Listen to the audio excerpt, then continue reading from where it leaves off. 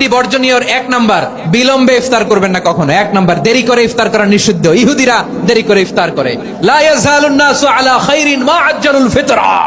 বিশ্বনবী বলেছেন, এই উম্মত যতদিন আগে আগে ইফতার করবে, এই উম্মতের কপাল থেকে কল্যাণ কেউ ছিনিয়ে নিতে পারবে না। চিল্লায় বলেন ঠিক কিনা?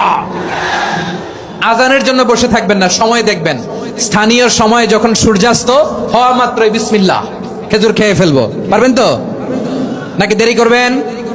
2 নাম্বার, রমাদানের পবিত্রতা বজায় রাখবো। কোনো তর্ক বিতর্ক অশ্লীলতায় আমরা জড়াবো না, ঝগড়া করবো না, সরাসরিও না, ফেসবুকেও না। করবেন কেউ গালি দিলে বলবেন ইন্নিমরুউন সায়েম, আমি রোজাদার। আল্লাহর হাবিব শিখিয়েছেন, কেউ যদি তোমার গালি দেয়, কটু কথা বলে, অশ্লীল কথা বলে, রমজানে তুমিও বলতে পারবে না। তুমি বলতে পারবা ইন্নিমরুউন সায়েম, আমি রোজাদার। আজকে থেকে নিয়ত করেন, রমজানে কেউ গালি দিলে আপনি একটা গালি দিবেন নাকি? কি বলবেন? রোজাদার, রমজানের পবিত্রতা আমি ভঙ্গ